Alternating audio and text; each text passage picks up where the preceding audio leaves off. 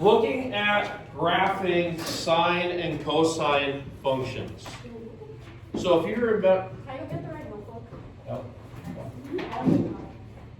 okay, so if you remember on our unit circle, Does it need to be a big circle? no. Okay, on our unit circle, we talked about our angles, so our theta angles, as we would go around this circle, right? So we keep going around this circle in this circular motion. And we would see a repeat in values for every coterminal spot. Okay? Now, if you remember, we had the 30 degree, 45 degree, 60 degree, 90 degree, where this was our root 3 halves, 1 half. This was our root 2 halves, root 2 halves. This was our 1 half, root 3 halves. And then here we had that point 0, 1. Once again, starting here with the point 1, 0.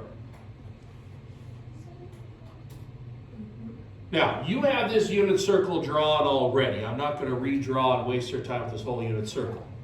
But what we're going to do today is now we're going to look at how does this circle change as we now compare our function y equals sine x, where now x is basically taking our angles and mapping them out horizontally rather than rotationally. Okay, so rather than going in this circle around and around and around, now we're going to take this angle and we're going to keep going out on that x-axis. The values we get, these outcome values, are going to be our y values up here. Okay?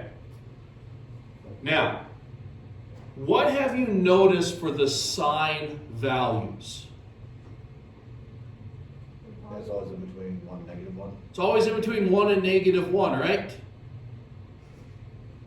Once again, sine is our up and down values. -1 down here is the lowest it goes on that unit circle, correct? Yeah.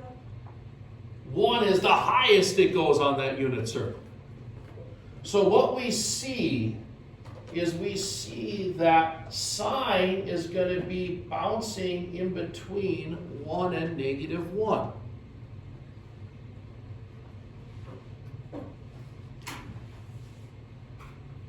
Our range of sine is -1 to 1.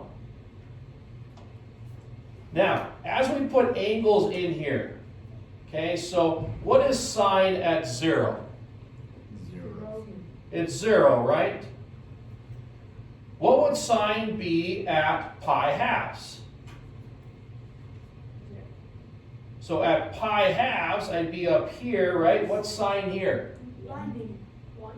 It's 1, right? Now, if I come back to here and I come over here, what's sine over here? 0. This would be pi, right? This is the point -1, 0. So it would be 0. What about at my 3 pi halves? -1. It's going to be -1. And then when I get to 2 pi, It's be back at 0. I'm back at 0. What do you notice afterwards? It is a mountain. It just keeps repeating, correct? Yes. Now, did I connect my dots yet? No, I did not. Because I want to look at in between here, what I just drew here, so you can kind of see what's happening. Remember, we would have pi 6, pi fourths, and pi thirds, okay, for our 30, 45, and 60 degrees that are in here. What's sine at pi thirds? Positive 1/2. 1/2. notice that's right here. Is this a straight line connecting this? No. Yes. So a straight line would be like, this point's not on the straight line, right? What's sine of 45 degrees, or that pi force? Where 2 halves? Root 2 halves. Root 2 halves is what? 0.7? No. Yeah, 0.71. 0.7. So that's up here, right? And then we have our pi thirds, or 60 degrees, which is root 3 halves. Root 3 halves is what, 0.9? Well, yeah, 0.9 there. No, it's perfect. So we see we have a curve that goes into here. And this curve is basically taking this circle and lining it out in what we call a periodic function. Now, this periodic function goes both directions. Okay, if I go negative pi halves, negative pi, once again, negative pi halves, negative pi, to get these values here. And this would keep going on and forever. Okay, but we look at drawing one period of this. And this is what the sine curve looks like. So this is the basic sine curve. Starts at a 0, ends at a 0 in 2 pi. So based off of this, we have some key pieces of information. Okay?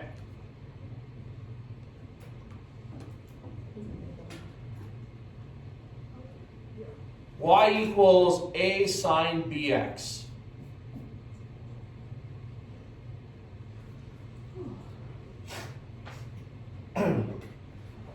When working with y equals a sine bx on here, we consider the facts that a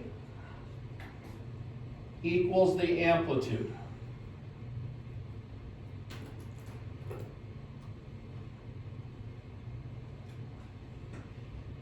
B, okay, now I'm going to tell you what B is, and then I'm going to give you a separate formula for what we use.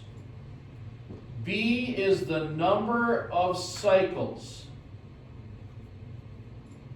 from 0 to 2 pi. So that's basically saying how many revolutions, how many different things we're going to have from 0 to 2 pi in distance. Is it also known as frequency? Is that something It's just all different. It helps us get our frequency, but it's a little different. Okay? So, now, period. What the heck is that period? What? Oh, that's So a period is the length of one full cycle in a trigonometric function.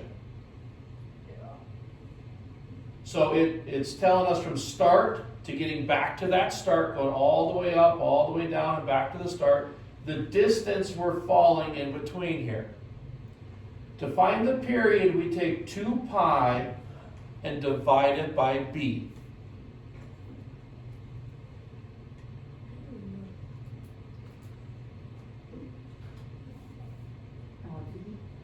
So what you'll find is graphing trig functions can actually be rather easy if we don't want to have realistic looking graphs. Okay? Could I change this to be a 5 right here? I'm going up 5, down 5? No. Yeah. Yeah, I could just do that. If I had the amplitude of 5, I'd say this is 5, this is negative 5. Just change my graph right there. I could say this is pi out here, so then I just change my critical values in there for what it needs to be. I can have this exact graph for every sine function, and I could just change my values that I'm working with. Okay? So I'm telling you, don't overthink the problems. Okay, so don't overthink them. Do we like having some, like, oh, if this is the distance here, we like having some of that. But don't right away go put 2 pi out here, because not all the time is 2 pi going to be a nice number to work with for us. Okay? We want to use what we have going in here. Now, we also need the cosine. Y equals cosine x. Okay? Over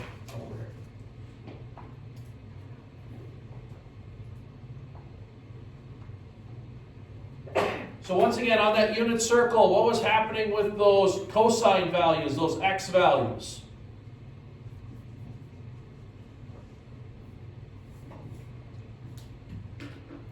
You were staying in between -1 and 1 also, right? Yeah. Okay. What happened at 0 on the unit circle for cosine? What did you get? 1. 1.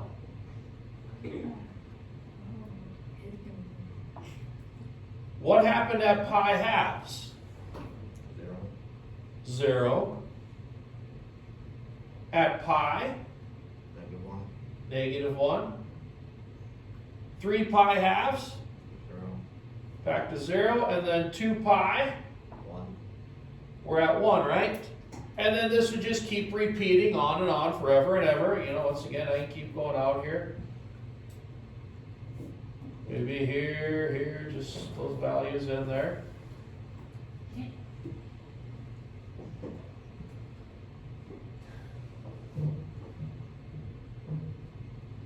Okay? What do you notice is a difference between cosine and sine? Cosine is shifted to lots of pi halves. Yep, or cosine starts at that maximum, right? Yeah. Sine starts at the 0.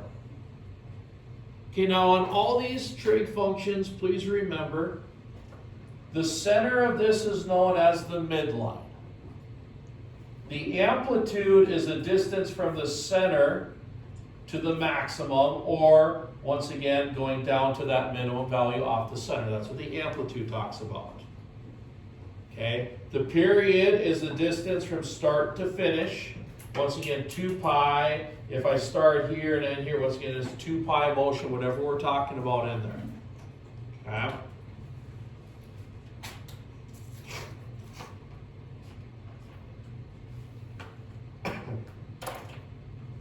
Okay. Let's look at number 2.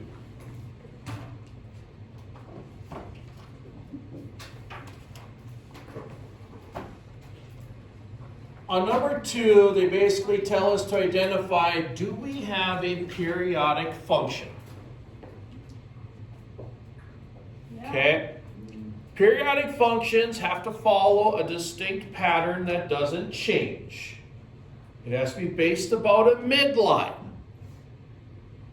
So if we notice, we have this going up, down, and then repeat up, repeat down. We're looking spacing-wise. 1 full period, 1 full period. We're keeping the same spacing, right? Okay, keeping the same amplitudes. Okay, the same amplitudes off that center. So yes, we have a periodic function. What about number 4? No. Number 4 has a pattern. So wait, what did you say in the number 2? Yes, it is periodic. So you need to It say- says, if so, identify the period. So the period would be the distance from this to this. Or if we notice from here to here. Why that So if part? this is pi halves, this would be negative pi halves. Negative pi, negative 3 pi halves. So we have a 2 pi period. So that's the period, and you need to say yes. How is it? Why that part?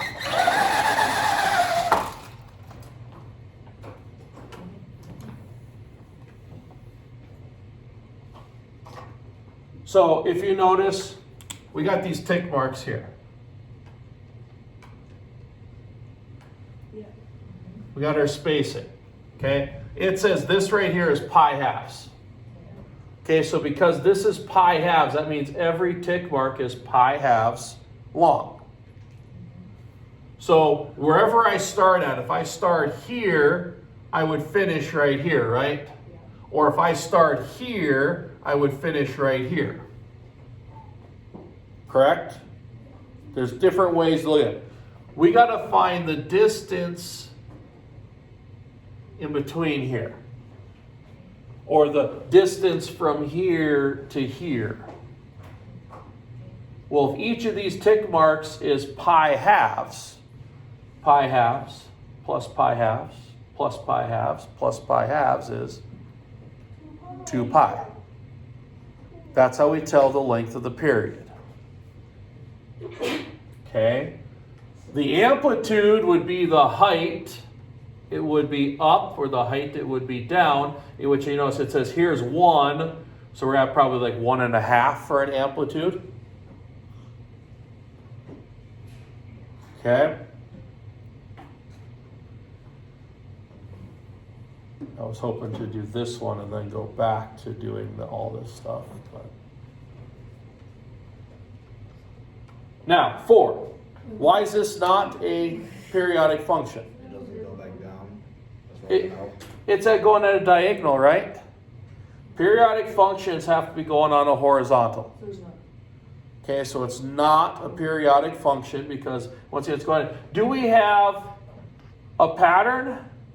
Yeah, it's a pattern. But we're not following that nice. Number 3 here, just quick looking at this. Is this periodic? No. We have a center line here, right? But what happens? We have a pattern. We actually have the spacing kept the same. The amplitude. But the amplitude's changing. We can't have the amplitude changing. So every time that this period is exactly the same thing in both sides, and Yep. So then 1 That is part. periodic? Yep. Yeah. No, one is not. Yeah. One's going on a center.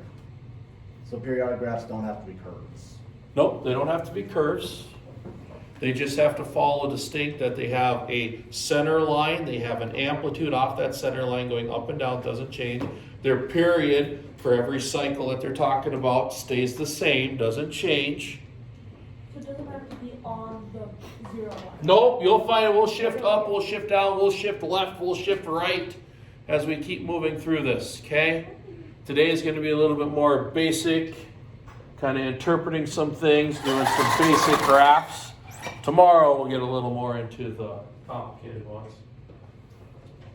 so yes, in this one you need to say if it's period or not. In the number 1, 2, and 4, you just need to say like if it's. Yes, it is periodic. If it is, what's the period? Yeah, say like. So this one you would say, yes, the period equals 2 pi.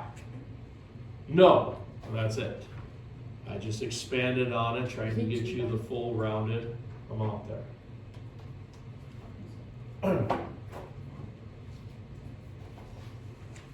Numbers 6 and 8. Easier than me drawing the graphs, I guess. Here we to identify the amplitude and the period of each graph.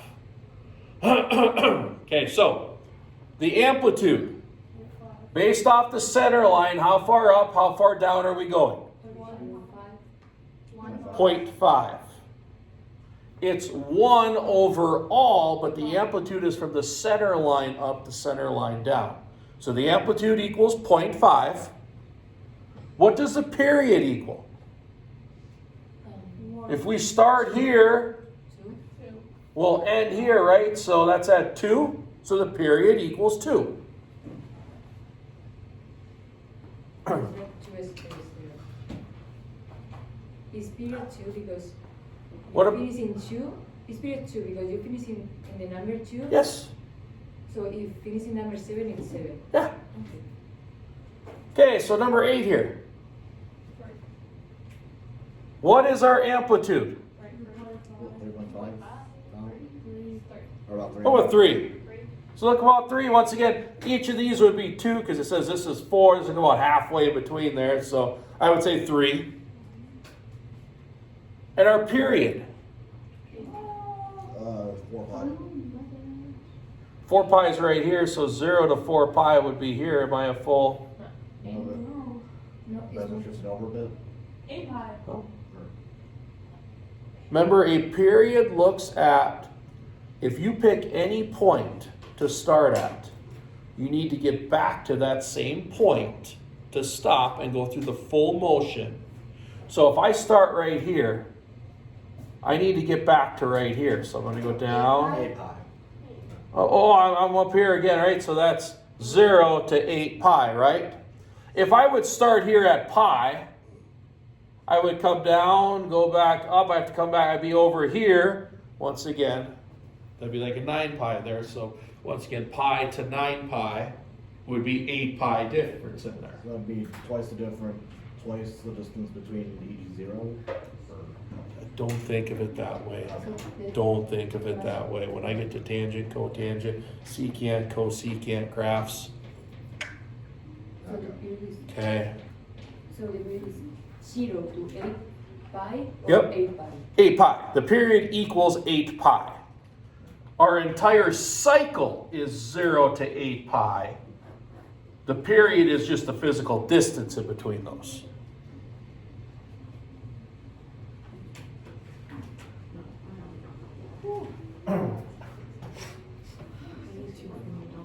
Yes. Okay. Number 10.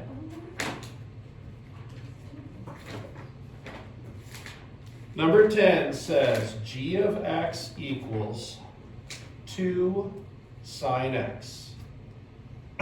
Here we're asked to identify the amplitude, the period, then graph the function and describe the function g of x as transformed from its parent function. Okay, so there are going to be 4 things we look at on graphs for trigonometric functions. What's the amplitude? What's the period? Then we'll look at vertical shifts and then phase shifts. Okay, phase shifts talk about horizontal shifts. Okay, so those are our 4 things we consider. At this point in time, I only covered amplitude and period. That's this A and this B part here. The amplitude is what number is in front of the trig function. Okay?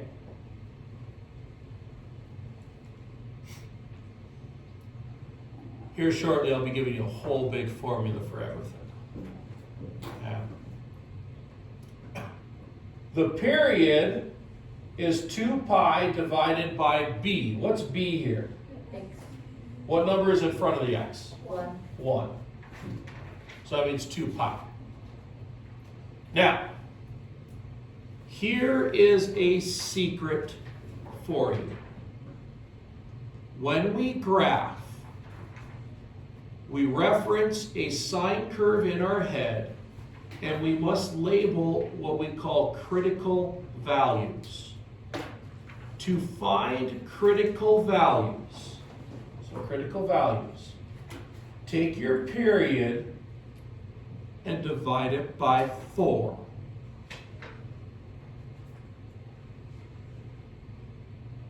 Okay, so what is 2 pi divided by 4? Pi halves. Pi halves.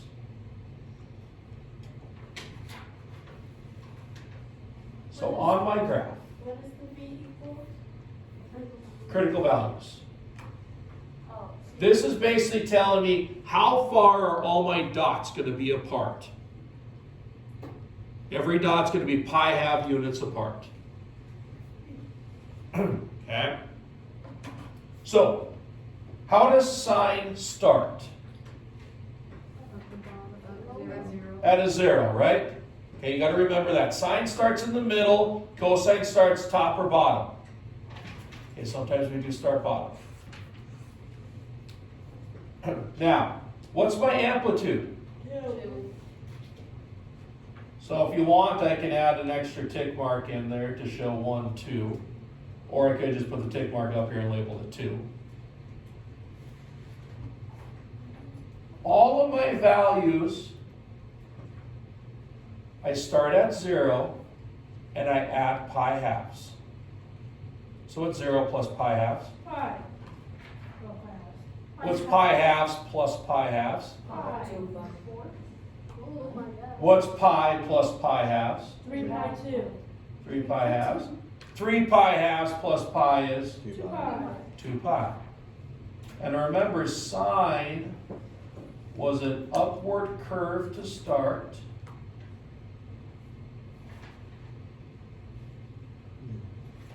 And there we go.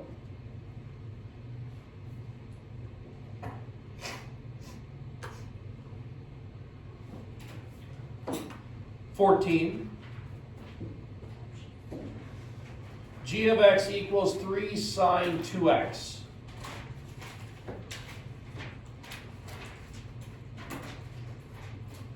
What's my amplitude? 3. 3. My period. 5.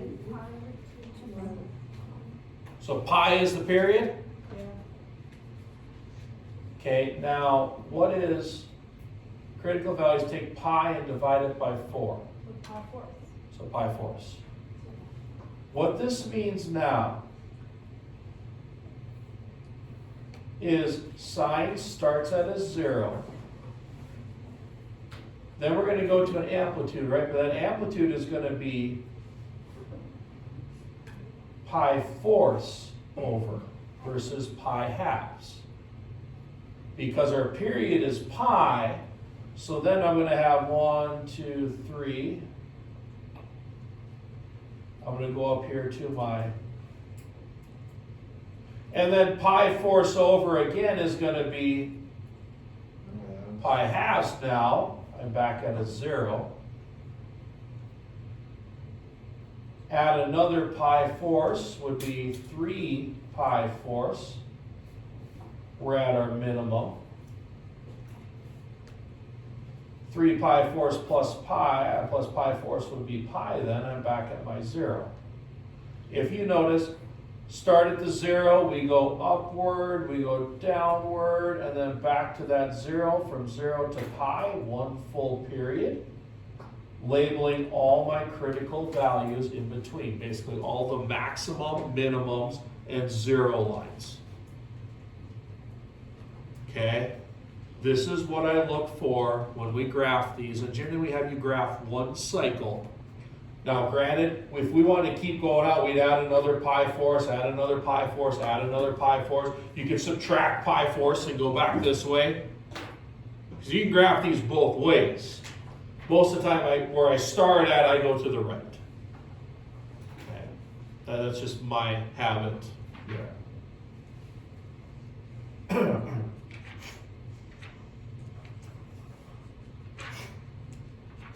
Okay, is this making sense? Yeah. What do 16? Okay. Do a cosine one there. G of x equals 1/2 cosine of 4 pi x.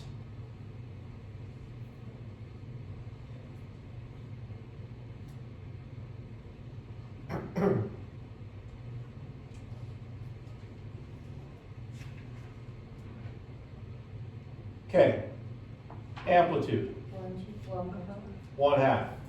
Period, Pi half. 2. how about 1/2? Remember, the period is 2 pi divided by b. B is this number in front of the x inside the trig function. So once again, 2 pi divided by 4 pi is 1/2. Now, critical values. What's 1/2 divided by 4? 1/8. 1/8.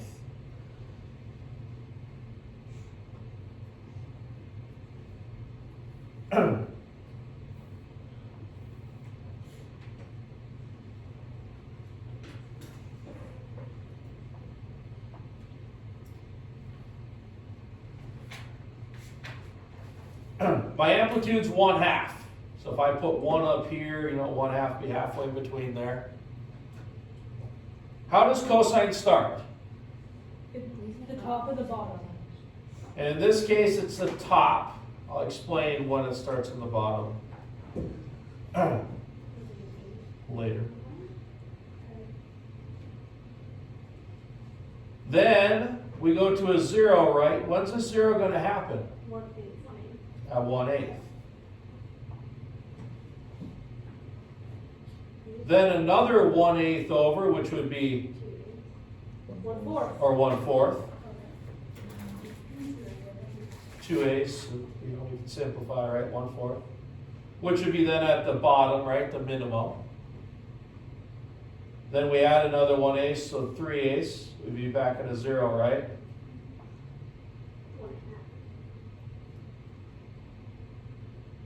And then another 1/8, which would be 4/8 or 1/2. We'll be back here, so we see we're getting this motion. Okay, right now, when everything's starting at the 0, we're just trying to keep the equal spacing here.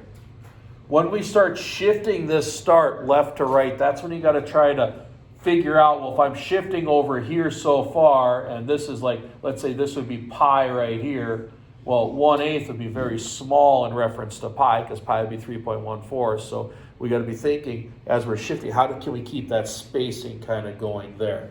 That's the hardest part with this, okay?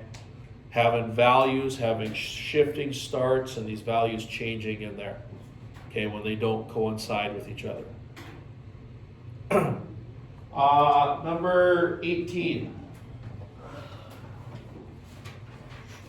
On number 18, it says write an equation in the form y equals a sine bx, so that it has the given characteristics. You want an amplitude equaling 10 and a period equaling 4.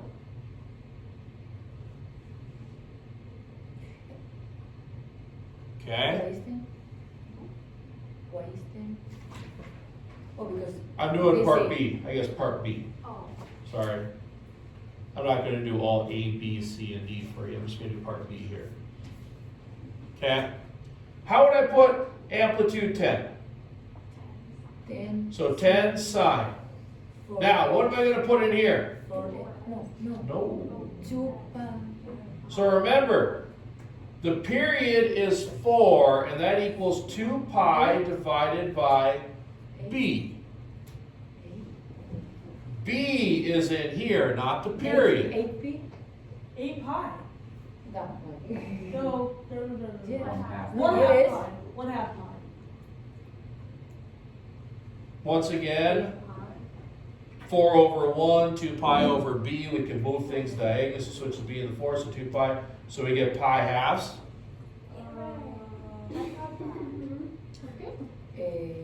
Once again, remember 4 over 1 equals 2 pi over b. I could cross multiply. 4b equals 2 pi. Divide by 4 on both sides. So divided by 4, plus pi halves. Okay? So this would be my equation that would give me a period of 4 and an amplitude of 10.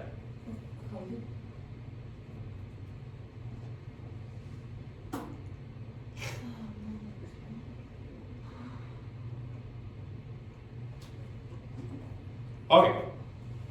Now, what do you need? Wait.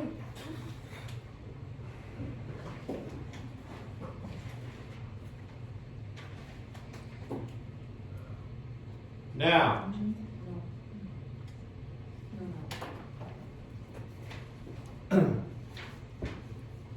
the full out values we're going to start looking at here.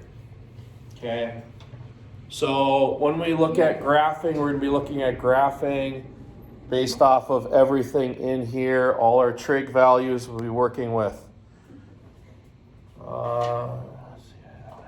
So,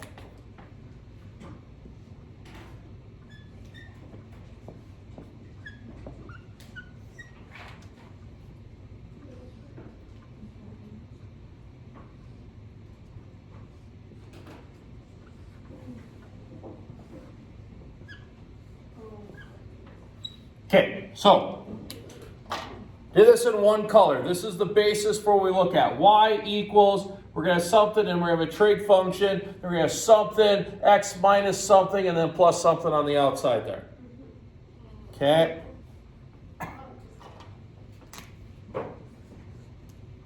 Here's my A. Here's my B. And then I'll go like this, H.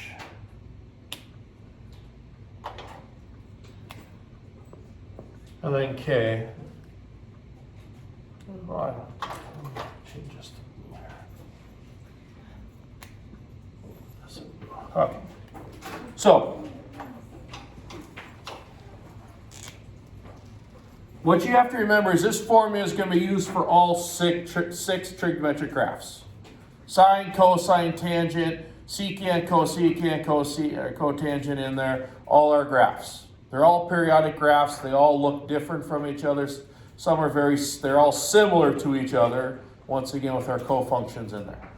As we consider this A,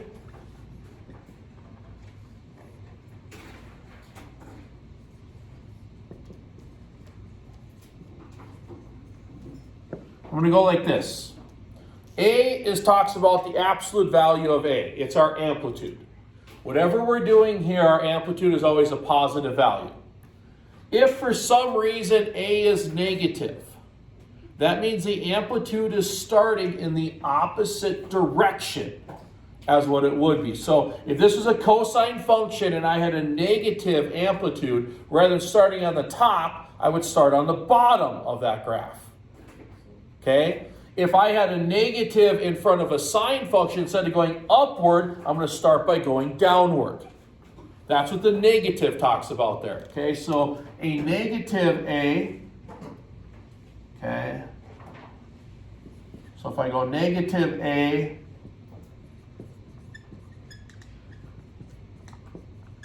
is opposite start.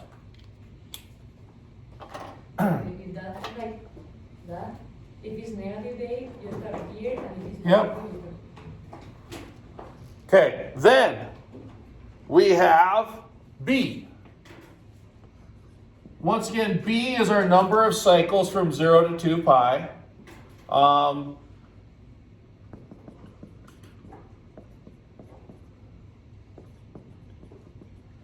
Once again, B tells us our period. Okay, period equals 2 pi divided by B. what is it right here? B equals Number of cycles from 0, you already have this written down. So you already have this written down. B is the number of cycles from 0 to 2 pi. Period is 2 pi divided by B. Okay, this period is for sine, cosine, secant, cosecant. Tangent's going to be different. Okay. Please do note, B is the factored out part of this inner part. So if I have BX and then something in here, I have to factor this out first as I'm doing that. That's what B tells us, because B influences this phase shift. Okay, so H, okay, is a phase shift. Okay, and we'll leave it there. We'll continue this tomorrow.